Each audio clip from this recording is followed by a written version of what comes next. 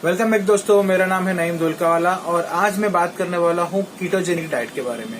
Ketogenic diet क्या होता है, उसको क्यों किया जाता है, आजकल क्यों ज्यादा ट्रेंड में है, बेसिकली इससे क्या क्या फायदे हैं, इसको करने में क्या दिक्कतें आ सकती है और इसके अंदर हमारा बॉडी किस तरीके से काम करता है, सारी जानकारी आज आपको यहीं पे दे दूंगा इस वीडियो में। दोस्तों कहीं मत जाइए, स्टे ट्यून।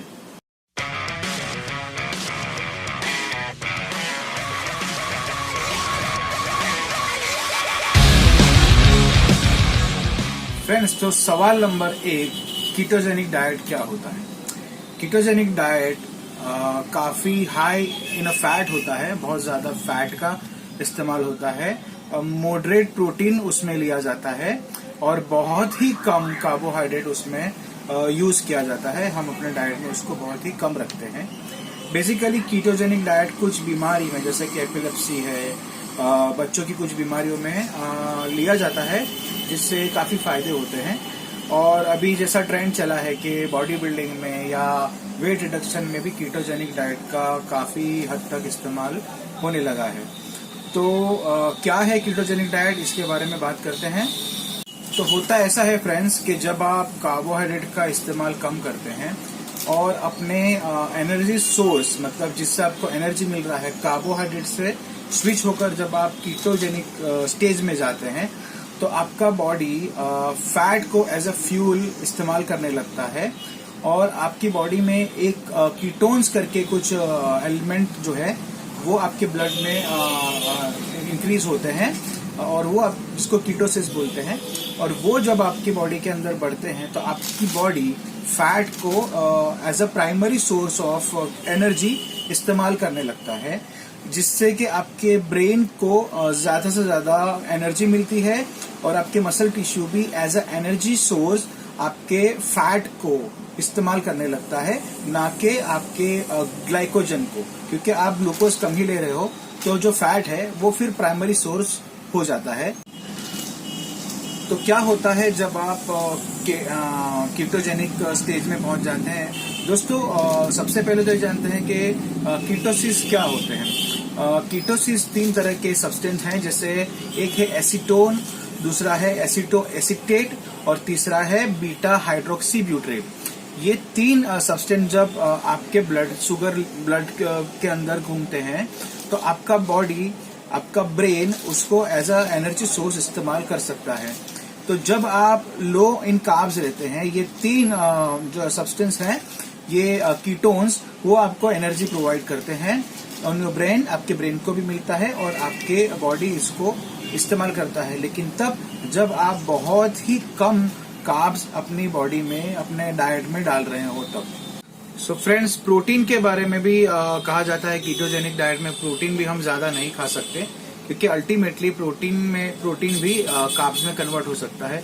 अब प्रॉब्लम ये है कि जब हम किसी भी तरह का कार्बोहाइड्रेट लेते हैं, खाते हैं, हमारे बॉडी में ये होता है कि एज अ रिस्पॉन्स हमारी बॉडी एक हार्मोन रिलीज करती है विच इज कॉल्ड इंसुलिन। अब इंसुलिन जो है उसका काम ये है कि हमारे कार्बोहाइड्रेट को फैट के अंदर, फैट सेल के अंदर ले जाए और मसल सेल के अंदर ले जाए, और इसे फैट स्टोरेज हार्मोन भी कहा जाता है। तो प्रॉब्लम ये होता है कि वो जब जब कार्ब्स को फैट सेल में ले जाता है तो फैट को सेल में से बाहर निकलने से भी रोकता है। सो इसीलिए अगर आपका कार्बोहाइड्रेट लेवल एक सिग्निफिकेंट लेवल से ज्यादा बढ़ेगा तो आपका बॉडी फैट इस्तेमाल ही नहीं करने देगा। इसीलिए कार्बोहाइड्रेट को काफी कम रखना है अपने डाइट में, ताकि आपका बॉडी जो है, जो इंसुलिन है, वो ज्यादा रिलीज ना हो पाए और आपका जो भी फैट सेल है उसमें से फैट को as a energy source use करने का मौका मिले। एक्चुअली दोस्तों, हमारा बॉडी जो है वो फैट बर्न करना चाहता है, लेकिन जैसे ही हम कार्बोहाइड्रेट खाते हैं तो हमारी बॉडी में हमारा ब्लड शुगर लेवल जैसे ही बढ़ता है, इंसुलिन जो है हमारा वो रिलीज होता है और फिर ओवर द टाइम हम कार्ब्स लेते हैं, इंसुलिन रिलीज हुआ, कार्ब्स लेते हैं, इंसुलिन रिलीज हुआ, यूं करते करते हमारे बॉडी बहुत ज्यादा इंसुलिन रिलीज करने लगता है और बॉडी फिर उसके यूज टू हो जाता है, रेजिस्टेंस हो जाता है। तो बॉडी क्या करता है और इंसुलिन रिलीज करता है और धीरे धीरे हमारे बॉडी में इंसुलिन की मात्रा काफी बढ़ने लगती है, जिसकी वजह से टाइप 2 डायबिटीज होने का खतरा बढ़ जाता है। तो हमको हमारी रूटीन जिंदगी में भी कार्बोहाइड्रेट को एक सर्टेन लेवल तक ही रखना है। जितनी जरूरत है उतना ही हमको कार्ब्स लेना है, ओवर कार्ब्स हमको नहीं जाना है। बात करते हैं कीटोजेनिक डाइट के अंदर, तो 3 चीजें हैं यहाँ पे। एक तो है आपको हाई फैट डाइट है ये, जिसमें आपको फैट काफी ज्यादा लेना है।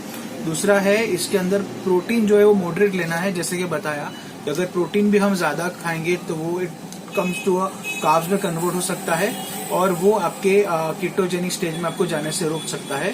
और तीसरा वेरी ऑब्वियस कि हमको काफी कम अमाउंट में कार्बोहाइड्रेट लेना है। कीटोजेनिक डाइट का सिस्टम ये रहेगा कि 75% जितना हम फैट का इस्तेमाल करेंगे, 20% जितना हम लोग प्रोटीन का इस्तेमाल करेंगे और सिर्फ 5% जितना हम लोग कार्बोहाइड्रेट का इस्तेमाल करेंगे। तो आगे देखते हैं कि दोस्तों क्या क्या चीजें हम इसमें खा सकते हैं और कैसे अपना कीटोजेनिक डाइट को डिजाइन कर सकते हैं। सो जैसा कि दोस्तों मैंने बताया कि जो रेशियो है हमारा, उसमें सबसे मुश्किल जो पार्ट है वो होता है फैट यूटिलाइज करना। नॉर्मली जिसे भी मैंने कीटोजेनिक डाइट सजेस्ट किया है, उनका सबसे बड़ा फियर या डर ये रहता है कि अगर हम फैट खाएंगे तो और ज्यादा हम मोटे हो जाएंगे। तो ये एक कॉन्सेप्ट रहता है, हम बचपन से सुनते आते हैं कि यार फैट खाने से हम मोटे होते हैं। तो बेसिकली ये कॉन्सेप्ट सभी के माइंड में रहता है कि भाई फैट नहीं खाना है। लेकिन इन कीटोजेनिक डाइट, जैसा कि मैंने बताया कि 75% आपका जो भी एनर्जी सोर्स है वो फैट रहता है। So now you are more into a fat, जैसे कि आप हर तरीके का ऑयल खा सकते हैं, आप घी खा सकते हैं, आप बटर खा सकते हैं, आप फैटी फिश खा सकते हैं, आप बेकन खा सकते हैं। जितनी भी ऐसी फैटी चीजें हैं वो आप बेझिझक इस्तेमाल कर सकते हैं बिना डरे, क्योंकि अल्टीमेटली यही चीजें आपके एनर्जी सोर्स में काम आने वाला है। सो आपको 75% जितना फैट लेना है अपने डाइट में। अब उसको आप अलग अलग तरीके से मेजर कर सकते हैं, या अलग अलग तरीके से आप किसी डाइटिशियन के पास जाकर एक पूरा सेटअप करवा सकते हैं कि मुझे कीटोजेनिक डाइट करना है तो मैं कितने % कहाँ से मुझे फैट मिलेगा। ऑलिव ऑयल में से मिल सकता है, आपको सीड्स में से मिल सकता है, सनफ्लावर सीड्स है उसमें से मिल सकता है, आपको ओमेगा में से मिल सकता है, आप ओमेगा 3, ओमेगा 6 कैप्सूल्स ले सकते हैं, सप्लीमेंट कर सकते हो। तो काफी सोर्सेस है जहाँ पे आप अपने फैट को इस्तेमाल कर सकते हैं आसानी के साथ। और सच मानिए दोस्तों, इट्स वेरी सेफ। आप नहीं मोटे होने वाले हो, बल्कि आपका फैट और ज्यादा इस्तेमाल होने वाला है एज अ एनर्जी सोर्स। दोस्तों इसमें एक और चीज है कि आपको हाई फैट डाइट लेना है, मतलब आपको फैट 75% इस्तेमाल करना है। तो आप ये याद रखिए कि आप जहां से भी आपको फैट मिल रहा है, आपको इस्तेमाल करना है एटलीस्ट 75% ऑफ एनर्जी आपका फैट में से जाने वाला है। तो आप ऑयल यूज कर सकते हैं, आप बेकन यूज कर सकते हैं, आप होल एक अंडा यूज कर सकते हैं, इस्तेमाल कर सकते हैं, आप घी इस्तेमाल कर सकते हैं, जैसे मैंने पहले पूरी डिटेल बताई है।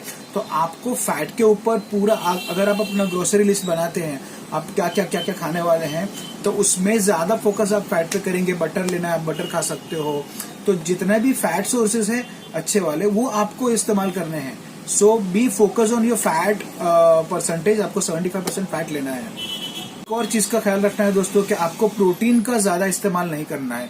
अगर आप प्रोटीन ओवरलोड करोगे तो वो प्रोटीन आपका कार्बोहाइड्रेट में कन्वर्ट हो सकता है और वो आपको कीटोजेनिक फेज से बाहर निकल सकता है। तो प्रोटीन का सोर्स जो है वो आपको बहुत ज्यादा नहीं लेना है। 25% जितना आपका प्रोटीन जो है वो आपका एनर्जी सोर्स रहेगा। तो आप प्रोटीन भी वाइजली चूज कीजिए कि आपका फैट प्रोटीन परसेंटेज बहुत ज्यादा ना बढ़ जाए। ओवरलोड करेगा तो सीधा आप फैट में अगर कार्ब में कन्वर्ट होता है तो आपका बॉडी है फौरन जो है वो कीटोजेनिक स्टेज से बाहर निकल जाएगा। फ्रेंड्स यहाँ पे एक और चीज है, हमें इलेक्ट्रोलाइट भी कम नहीं होने देना है हमारी बॉडी में से। पोटेशियम, सोडियम, आपको ये चीजें चाहिए आपकी बॉडी के लिए। तो अगर आप ये चीजें इस्तेमाल ये नहीं कर रहे हो तो आपको काफी सारे प्रॉब्लम्स इसमें हो सकते हैं। जैसे आपको हेडेक हो सकता है, आपको नोजिया मतलब वॉमिटिंग जैसा फीलिंग हो सकता है, आपको कॉन्स्टिपेशन हो सकता है, आपका मसल फटीग हो सकता है, आपको क्रैम्प आ सकते हैं, आपको स्लीपिंगनेस हो सकता है। तो आप बेसिकली क्या है कि इलेक्ट्रोलाइट जो है सोडियम पोटेशियम उसका भी एक प्रॉपर आप अपने हिसाब से मॉनिटरिंग कीजिए, और इलेक्ट्रोलाइट का भी आपको प्रॉपर इस्तेमाल इस डाइट के दौरान आपको करना है। सो फ्रेंड्स, कुछ बातें ऐसी हैं जो हम कीटोसिस में मतलब कीटोजेनिक डाइट में हम फेस करेंगे। तो सबसे बड़ा प्रॉब्लम इसमें होता है कि ट्रैक कैसे करें, हम हमारा रोजाना का मैक्रोज कैसे ट्रैक करें, कितना फैट हम ले रहे हैं, कितना प्रोटीन ले रहे हैं, ये सबसे कितना कार्ब्स ले रहे हैं। तो ये सबसे ज्यादा डिफिकल्ट अगर कोई फेज इसमें चीज है इसमें, तो वो ये है कि हम इसको मॉनिटर कैसे करें। तो फ्रेंड्स, इसके लिए आपको बहुत ही चौकन्ना रहना पड़ेगा, स्पेशली आपके प्रोटीन और कार्ब्स पे। अगर आपको चाय पीने की आदत है तो आपको चाय छोड़ना पड़ेगा, क्योंकि सबसे ज्यादा मेरे हिसाब से अगर कार्ब्स कहीं से आता है, इंडियंस जो लोग हैं, बाहर के लोग हैं, उनकी लाइफ में तो चाय से आता है। क्योंकि हमको चाय चाहिए, दिन में 5-6 बार लोग चाय पीने वाले भी मैंने देखे हैं, मैंने हर घंटे में चाय पीने वाले लोग भी देखे हैं। Even I am very fond of T, मैं काफी ज्यादा चाय पीता हूँ।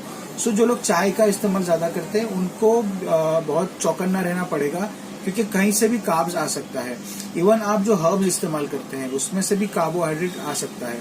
सो आपको एक मॉनिटर करना पड़ेगा कि आप कितना कार्ब्स ले रहे हो। वेबसाइट काफी ऐसी है, इंटरनेट से आपको काफी जानकारी मिल जाएगी, जहाँ से जैसे फिटनेस पे है, पेपल है, वहाँ से आपको जानकारी मिल सकती है। फिर उसके अलावा गूगल कीजिए आपको, तो आपको पूरे कीटोजेनिक डाइट के सिस्टम पूरी विथ कैलोरीज, मतलब कितने कैलोरी है, पूरी इंग्रेडिएंट्स के साथ आपको पूरी डिटेल मिल जाएगी। तो उसके थ्रू आप अपने फूड को, अपने डाइट को ट्रैक कर सकते हैं।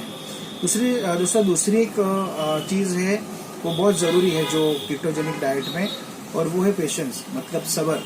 अगर आप पेशेंस नहीं रख सकते हो, आप यकीन कीजिए आप कीटोजेनिक डाइट नहीं कर सकते हैं। देखिए, जब कीटोजेनिक डाइट करते हैं आप, तो आपको आपका बॉडी सालों से कार्ब्स इस्तेमाल कर रहा है, और सडनली आप अपने बॉडी को बोल रहे हो कि भाई अब तो तेरा मेटाबॉलिज्म जो कार्ब्स पे है उसको स्विच करके फैट को इस्तेमाल करने लगे। तो बॉडी के लिए ये थोड़ा डिफिकल्ट होता है, हेडेक होना, सर दर्द होना, और कीटो फ्यूल बोलते हैं, तो हल्का सा बुखार रहना, वो 1-2 दिन रहता है, 1-2 दिन जैसा रहता है। लेकिन यकीन मानिए, जैसे ही आप कीटो में एंटर हो जाएंगे प्रॉपरली, आप ज्यादा एनर्जेटिक फील करेंगे, आप काफी अच्छा फील करेंगे इन ड्यूरिंग योर वर्कआउट।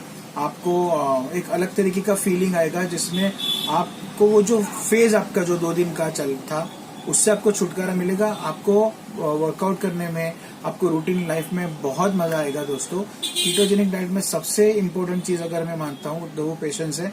आपको सब्र रखना पड़ेगा, और बस अपने फैसले पे, कीटोजेनिक डाइट करने के फैसले पे आपको जमे रहना पड़ेगा। और लास्ट में बात करेंगे, कार्बोहाइड्रेट जो है वो काफी कम रखना है हमको, 5% से ज्यादा कार्बोहाइड्रेट नहीं लेना है। तो आप कार्बोहाइड्रेट को काफी ध्यान दीजिए। आप हिडन कार्बोहाइड्रेट, स्पेशली अगर आप किसी चीज बाहर से खरीद रहे हैं, तो आप ये पीछे इंग्रेडिएंट्स लेबल होता है, उसमें देखिए कार्बोहाइड्रेट का परसेंटेज क्या है, कितना ग्राम कार्ब्स उसमें दिया है, और उसके बाद भी आप इंग्रेडिएंट्स लेबल पढ़िए नीचे कि कहीं ऐसा तो नहीं है कि शुगर का किसी अलग नाम से उन्होंने कार्ब्स डाल दिया हो, किसी और नाम से वहां पे कार्ब्स हो। तो क्योंकि प्रोफेशनल, अभी तो दुनिया प्रोफेशनल हो गई है फ्रेंड्स, कंपनीज जो है वो चीजों को छुपाती भी है, हम जानते हैं। तो काफी ध्यान से कार्बोहाइड्रेट का चयन करें। आप ये सोच लें कि आपका जो भी गोल है उसको आपको अचीव करना है। बेसिकली मैंने जितना भी देखा है कि लोगों को कीटोजेनिक डाइट इसलिए करना है, अपनी फेवरेट स्वीट्स को या अपने फेवरेट कार्ब्स को, राइस को इसलिए छोड़ना है क्योंकि उनको रिजल्ट चाहिए, उनके बॉडी में चेंज चाहिए। तो जब दोस्तों आप अपना इतना एफर्ट लगा रहे हो, तो एफर्ट इस पे भी लगाना है कि आप कहीं से कार्ब्स ना आ जाए। तो फ्रेंड्स, ये था आज कीटोजेनिक डाइट के ऊपर थोड़ी सी कुछ बातें थी फ्रेंड्स। अगर कुछ गलतियां हो सकती है तो आप कमेंट बॉक्स में भी लिख सकते हैं, मैं देख लूंगा। एंड वन मोर थिंग के सब्सक्राइब कीजिए। कीटोजेनिक डाइट के बारे में जो भी मैंने कहा है उसमें अगर कोई आप अगर शेयर कर सकते हो उसे शेयर कीजिए, क्योंकि काफी लोगों को कंफ्यूजन रहता है, जानकारी कम है लोगों को, तो इसके थ्रू हो सकता है अवेयरनेस बढ़े। सब्सक्राइब कीजिए, शेयर कीजिए, स्टे ट्यून। आने वाले वीडियोस में मैं कुछ रेसिपीज भी बताने वाला हूँ कीटोजेनिक डाइट के बारे में। तो दोस्तों बने रहिए मेरे साथ, बाय।